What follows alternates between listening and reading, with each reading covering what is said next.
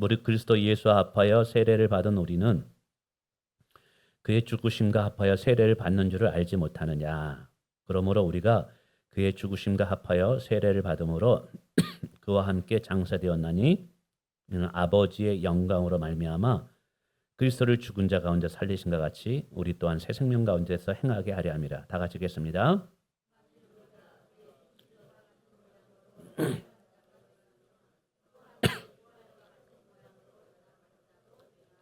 아멘. 우리 옆에 분과 인사하겠습니다. 잘 오셨습니다. 예. 사실 설교 후에 성찬을 거행하게 됩니다. 근데 이제 칼빈 선생님은 이야기하기를 가장 은혜스러운 설교는 성찬이다. 그래서 성찬식 하는 날은 사실은 목회자는 말을 적게 하고 성찬을 통해서 예수님의 십자가의 죽음을 깊이 깨닫게 하면 이 성찬 자체가 설교가 된다는 거예요. 그래서 오늘 말씀을 좀 짧게 한번 전해보면서 또 성찬을 통해서 은혜 받는 시간이 되기를 원합니다. 교회에서 행하는 가장 중요한 예식이 두 가지가 있습니다. 우리는 이 두 가지 예식을 성례식이라고 말합니다. 그 성례식 중에 하나는 세례를 말하는 것이고 또 다른 하나는 성찬을 말하는 것입니다. 이 세례와 성찬은 예수님께서 친히 세운 언약의 의식입니다. 그리고 교회가 교회됨의 표징이기도 합니다. 성도들로 하여금 구원의 확신을 가지게 하고 하나님의 은혜를 경험적으로 체험적으로 받게 하는 은혜의 통로가 이 성찬입니다. 그리고 세례입니다. 우선 세례라는 것은 죄를 씻는다는 의미로서 죄사함과 예수님과의 연합을 의미하는 것을 말합니다. 그래서 이 세례라는 것은 성령의 인치심을 받는 표식이기도 하다라고 말하고 있어요. 세례를 받는 자는 먼저 자신이 하나님 앞에 진짜 부패한 죄인임을 인정하고 회개해야만 합니다. 그리고 나의 죄를 씻어 주시고 나의 죄를 용서해 주시고 건져내실 분은 예수 그리스도밖에 없다라는 것을 고백하는 자가 세례를 받을 수 있습니다. 그래서 세례를 받는 자는 개인적으로 또 공개적으로 이렇게 고백할 수 있어야 됩니다. 예수 그리스도만이 나의 구원자입니다. 예수 그리스도만이 나의 하나님이고 나의 그리스도가 되시고 나의 왕이 되십니다. 라는 고백을 해야지 여러분 이 세례를 베풀어 줄 수가 있습니다. 또 하나 성찬입니다. 성찬은 떡과 포도즙을 먹고 마심으로 예수님의 죽으심과 다시 오심을 기념하는 의식입니다. 우리는 성찬 중에 이 떡과 포도즙을 먹고 마심으로 하나님의 임재를 통해서 다시 한번 하나님의 은혜를 우리가 경험하게 됩니다. 떡은 나를 위해서 십자가에서 찢기신 예수님의 몸을 상징하고 기념하고 기억하는 것이고요. 포도주가 들어있는 이 포도주 잔을 받는 것은 그리고 이 포도주즙을 마시는 것은 십자가에서 나의 죄를 위해서 흘리신 예수 그리스도의 피를 상징하고 기념하고 기억하기 위함이라는 것입니다. 그래서 이 성찬은 최고의 사실은 설교가 됩니다. 그래서 이 성찬을 통해서 우리는 다시 한번 하나님께서 나를 위해서 어떠한 일을 행하셨는가를 기억하는 거예요. 그리고 그 하나님의 일하심을 통해서 하나님을 더 깊이 사랑을 경험해 보는 거예요. 그리고 그 하나님의 사랑을 통해서 나도 하나님을 사랑하고 내 이웃을 더욱더 사랑하고 용서하는 삶을 살기로 결단하는 시간이 바로 성찬인 것입니다. 뿐만 아니라 이 성찬은 사실은 떡을 하나 가지고 띄어 먹어야 돼요. 근데 시간이 많이 걸리고 부스러기가 나면 이 거룩한 떡이기 때문에 그렇게 할 수 없어서 한 빵을 가지고 해놓습니다. 이 포도즙도 사실은 처음에는 커다란 잔에다가 목회자가 한 잔 마시고 옆에 있는 성도가 마시고 돌아가면서 다 그 잔을 마셔야 되는 거예요. 그렇게 하는 이유는 그리스도 안에서 교회의 모든 성도는 한 지체이다. 그리고 우리는 서로 사랑해야 할 공동체임을 알게 하기 위함이라는 거예요. 그래서 성경은 우리가 성찬의 떡과 이 잔을 마시기 전에 누군가를 미워하거나 하나님 앞에 회개하지 않는 죄가 있다면 반드시 화해하고 용서하고 이 떡과 잔을 마시도록 권하고 있어요. 죄가 있다면 반드시 회개하고 이 잔을 마시라 그래요. 이 성찬은 하나님의 은혜를 받는 방편의 수단인데 만약에 여전히 미워하고 용서하지 않고 이 죄를 회개하지 않고 이 성찬에 참여하게 되면 오히려 하나님 앞에 죄를 범하게 되게 된다라고 성경은 이야기하고 있어요. 하나님께 축복을 받아야 할 통로가 하나님께 저주를 받은 통로가 된다라는 거예요. 그래서 이따가 제가 몇 분이라도 기도할 시간을 드릴 것입니다.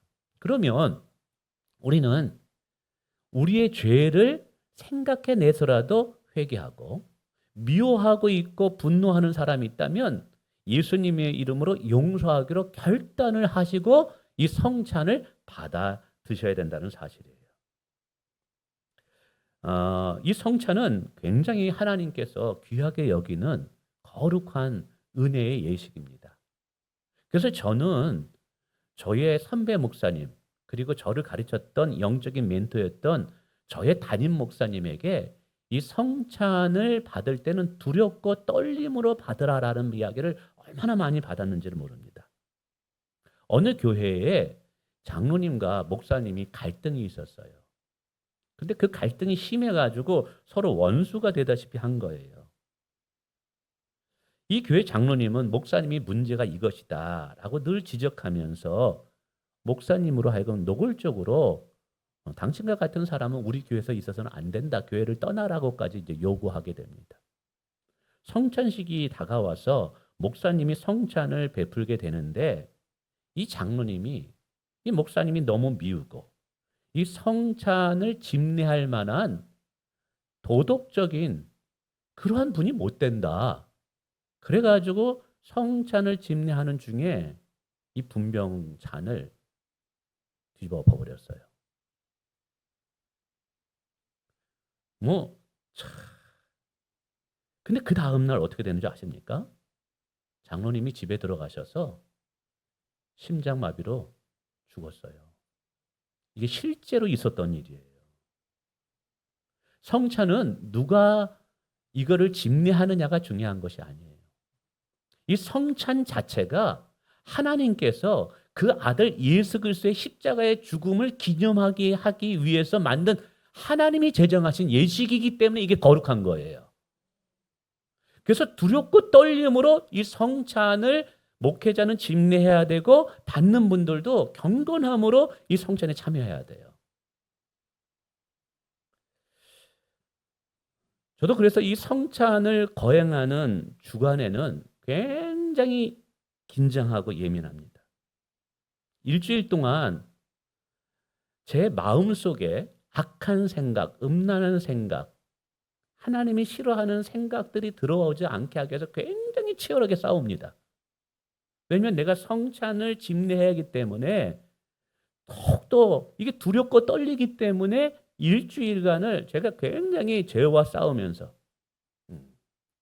예전에 목사님은 그래서 금요일 날 꼭 금식을 시켰습니다. 성찬을 준비하는 그 주간에는. 그리고 이 성찬 준비하는 주일이면 아침 일찍 일어나 몸을 깨끗하게 씻고요. 그리고 경건한 마음으로. 오늘도 저도 일주일 동안을 이 성찬을 집례하기 위해서 굉장히 치열하게 제 머릿속에 생각 속에서 죄를 짓지 않으려고 굉장히 노력을 많이 했어요. 그리고 오늘 아침에 일찍 일어나가지고 샤워하고 경건하게 나를 다듬고 그리고 아침 일찍 오늘 7시에 나와서 1시간 동안 회개하는 시간을 깊이 가졌습니다. 1시간 내내 나의 죄를 회개하면서 이 성찬을 집례할 때 하나님 앞에 영광 가리지 않게 해달라고. 근데 아무리 회개를 기도해도 성찬을 집례할 만한 목사가 제가 못 돼요. 그래서 결국은 예수 공로 의지해서 성찬을 집례할 수밖에 없어요. 물론 우리도 우리의 죄를 회개해야 됩니다. 그러나 여러분, 오늘 우리가 성찬을 받을 때 예수의 공로, 십자가 공로, 피의 공로 의지하면서 믿음으로 우리가 또 성찬을 받아야 될 줄 믿습니다. 오늘 이 성찬을 크게 아주 중요하게 하나로만 이제 이 로마서에서 얘기하는데 이것만 얘기하고 성찬식을 거행하도록 하겠습니다. 오늘 이 성찬을 세례와 함께 예수 그리스도와 연합이라는 의미로 오늘 설명하고 있습니다. 3절에 이렇게 말하죠. 무릇 예수와 합하여 세례, 이 성찬까지도 마찬가지입니다. 받는 우리는 그의 죽으심과 합하여 세례를 받는 줄을 알지 못하느냐. 합하여라고 말합니다. 이 말은 뭐냐면 예수를 구원자로 믿고 이 성찬에 믿음으로 참여하는 자에게 어떤 은혜가 있느냐? 예수와 연합되는 축복을 주신다는 거예요. 무슨 말이냐? 이 예수 그리스도의 연합, 우리가 이제 성찬의 떡을 나를 위해서 찢기신 예수님 몸이라고 내가 믿고 아멘으로 먹는 거예요. 이 포도주즙이죠. 그러나 이것이 나를 위해서 흘리신 예수의 보혈, 이 보혈로 나의 죄가 씻음을 받았다라고 내가 이 상징이지만 그걸 믿음으로 받아들일 때 이것이 내 안에 들어와 예수님의 몸이고 예수님의 살이고 예수님 피이기 때문에 나와 연합이 된다라는 거죠.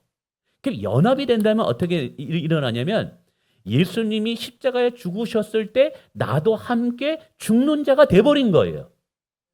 그러면 예수님께서 왜 죽으셨느냐? 우리의 죄를 위해서 죽었는데 예수와 연합된 자는 그 연합을 통해서 우리의 모든 죄가 예수님께 전가가 돼버려요.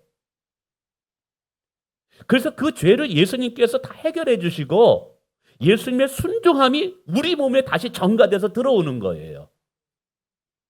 그래서 오늘 우리는 이 성찬을 먹고 마실 때 바로 예수님께서 죽으신 것은 나의 죄를 위해서 죽으셨구나. 내가 받을 죄의 심판과 내가 받을 죄의 저주를 예수님께서 대신 담당해 주셨구나라고 믿음으로 받아들일 수 있다는 거예요. 이게 어떻게 가능하냐?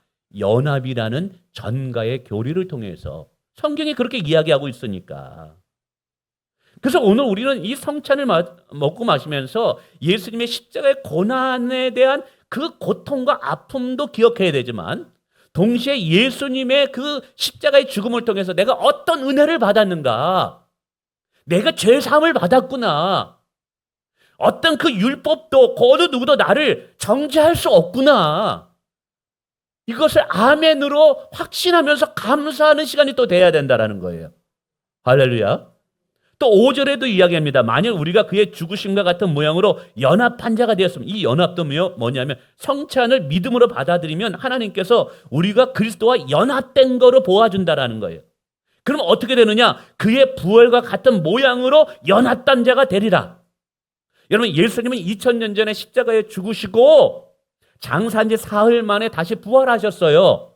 근데 예수님 혼자 부활하신 건데 성찬을 믿음으로 받아들이고 예수님을 나의 구원자로 믿음으로 받아들이면 성경은 어떻게 약속하냐면 예수님이 부활하셨을 때 나도 함께 부활한 것으로 하나님께서 인정해 주신다라는 거예요. 그래서 오늘 이것을 믿음으로 받아들이는 게 중요하다라는 거예요. 여러분, 예수님의 부활은 예수님께는 자신이 하나님이고 자신이 창조주이고 자신이 생명의 주가 되신다라는 것을 증명하는 사건인 거예요. 그러나 오늘 우리에게는 그리스도와 연합되었기 때문에 예수 그리스도가 부활하심으로 그와 연합된 우리도 그 부활의 생명이 우리에게 흘러 들어오는 사건이 됐다라는 거예요. 그리고 오늘 이 성찬을 믿음으로 받아들이는 자들에게는 죽음을 이기는 부활의 생명의 인치심이 오늘 우리의 가운데 주어지는 특별한 은혜가 임하게 되는 거예요. 예수님의 죽음은 죽음으로 끝나는 것이 아니라 우리의 부활을 보장하는 사건이 되었다라는 거예요. 이게 뭐냐면 성찬의 의미를 제대로 알고 성찬에 참여하는 자의 모습이에요. 그럼 이 은혜를 알았다면 우리가 어떻게 살아야 될까요? 오늘 4절에 이렇게 말합니다. 그리스도를 죽은 자 가운데 살리신과 같이 우리 또한 새 생명 가운데 행하게 하려 합니다. 이 성찬에 참여함으로 예수님이 나를 위해서 왜 죽으셨는가를 분명히 알고 그 예수님의 죽으심을 통해서 내가 어떤 은혜를 받았는가를 알면 우리는 이제부터 예수님 안에서 어떤 삶을 살아가야 하는가 또한 알아야 된다는 거예요. 그럼 우리가 은혜 받은 자로서 어떤 삶을 살아야 되느냐? 오늘 이야기하기를 새 생명 가운데 행하는 자가 되라고 있어요. 이 새 생명이라는 것은 이제 거듭난 자, 구원받은 자의 삶이 우리 가운데 필요하다라는 거예요. 예전에는 육체적 쾌락을 위해서 즐기기 위해서 살았다면 이젠 하나님의 영을 따라 살아 신령한 자의 삶을 사는 것이 새 생명의 삶이라는 거예요. 예전에는 내 몸을 죄를 즐기는 육적인 어떤 죄의 병기로 드리는 삶을 살았다면 이제는 그게 아니라는 거예요. 하나님의 영광을 위하여 의의 병기로 드리는 삶을 살아야 되는 거예요. 과거 이 성찬의 의미를 몰랐을 때는 친구들 따라 세상을 즐기면서 살아갔지만 이제는 성찬의 의미를 알았다면 나를 향한 하나님의 선하시고 온전한 뜻이 무엇인지 분별하여 하나님의 뜻을 따라 삶을 사는 것이 새 생명의 삶이라는 거예요. 예전에는 나의 육적인 스펙, 내가 가진 것을 자랑하면서 뽐내면서 살아갔다라면 이제 성찬의 의미를 깨달았다면 이제 우리가 자랑해야 될 것은 예수 그리스도라는 거예요. 하나님의 영광을 위해서 우리가 살아가야 된다라는 거예요. 이처럼 성찬의 의미를 깨달은 자는 삶의 가치와 삶의 방향과 삶의 비전이 분명히 달라져야 된다는 것을 설명하는 거예요. 그래서 여러분 오늘 기도하는 시간을 드릴 겁니다. 기도할 때는 이제 영상을 하나 보고 기도하는 시간을 드릴 거예요. 그럼 기도할 때는 여러분 나의 죄를 깊이 회개하는 시간을 가지시길 바랍니다. 혹시 누군가를 미워하는 마음이 있다면 용서할 수 있는 마음을 달라고 기도하세요. 아무도 모르게 은밀하게 끊지 못하는 죄악이 있다면 성령님께 도움을 구하세요. 하나님, 저 이 죄 끊어버리고 싶어요. 나 이거 정말 끊어버리고 싶어요. 도와주세요. 회개합니다. 끊고 싶습니다. 이 기도를 하셔요. 그리고 나서 우리가 성찬을 거행하면서 주님이 찢기신 몸과 흘리신 이 보혈을 먹고 마실 겁니다. 이때 믿음으로 받아주시되 이때는 세 가지를 묵상하면서 이걸 받아주십시오. 첫째로는 예수님께서 나를 위해서 무슨 일을 행하셨는가를 다시 한번 기억해 주세요. 십자가를 바라보면서 그 십자가 위에서 나의 죄를 씻어주시고 죄의 심판과 죄의 저주를 대신 받으시면서 그 고통당하시면서 신음하신 그 예수님을 바라보셔요. 예수님이 나를 위해서 뭘 하셨는가를 정확하게 기억하시고 두 번째는 그 예수님 때문에 내가 어떤 은혜를 받게 되었는가, 어떤 혜택을 누리게 되었는가를 다시 한번 기억해 주시고 마지막으로는 그럼 나는 예수 믿는 자로서 어떤 삶을 살아가야 될까? 여러분 이거를 성찬을 받으면서 결단하시고 기억하는 시간들을 좀 가졌으면 좋겠습니다.